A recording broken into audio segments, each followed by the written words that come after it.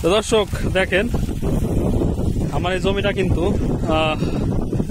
বৃহস্পতিবার, আজকে হচ্ছে মঙ্গলবার, বৃহস্পতিবারে কিন্তু আমি এই জমিতে পেঁয়াজ রোপণ করব। এই মাটিটা কিন্তু শুকাই গেছিল, যার কারণে কিন্তু আমরা স্প্রে পানি দিচ্ছি।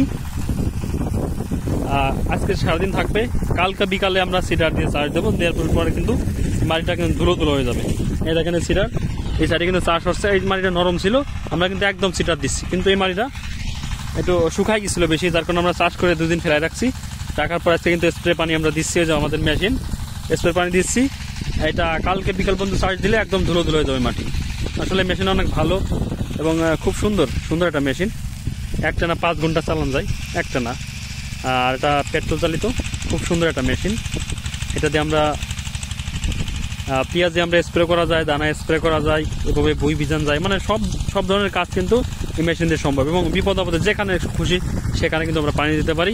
ওখানে আমাদের বোর্ডিংগার আছে, ভিতরে নামাই দিয়ে স্টার্ট দিয়েছি, স্টার্ট উঠে গেছে, মানে পানি চলতেছে। আপনাদের আমি দেখাবো। এই যে দেখেন, এটা হচ্ছে আমাদের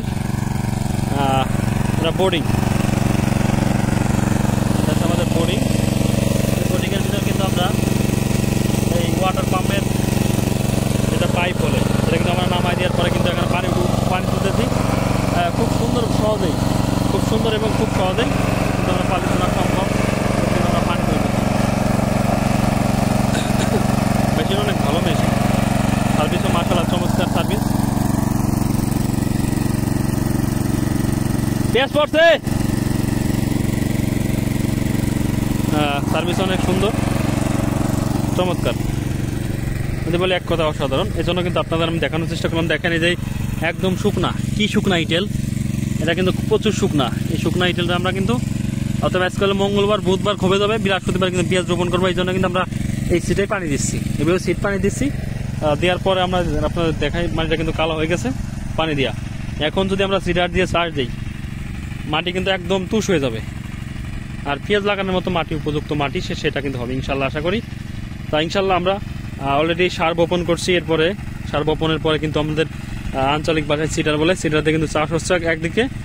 আর এইদিকে একটু শুকনা ছিল, যার কারণে কিন্তু আমরা পানি দিচ্ছি, সেটা আপনাদের আমি দেখানোর চেষ্টা করলাম। তো দর্শক, আগামী বৃহস্পতিবার আমরা কিন্তু পেঁয়াজ রোপণ করবো ইনশাল্লাহ, যদি আল্লাহ রহমত করে এবং রোপণ করতে দেয় আল্লাহ, আবহাওয়া যদি ভালো থাকে ইনশাল্লাহ আপনাদের কিন্তু আমি দেখানোর চেষ্টা করব। এবং কি কি ওষুধ আমি ব্যবহার করি সেটা আমি দেখানোর চেষ্টা করবো। তো দর্শক, আমার এই ভিডিওটা যদি আপনাদের ভালো লাগে অবশ্যই একটা লাইক করবেন, একটা শেয়ার করবেন, আমার চ্যানেল একটু সাবস্ক্রাইব করবেন। তো সবাই ভালো থাকবেন, সুস্থ থাকবেন। দেখা হবে আবার অন্য কোনো ভিডিওতে। আসসালামু আলাইকুম।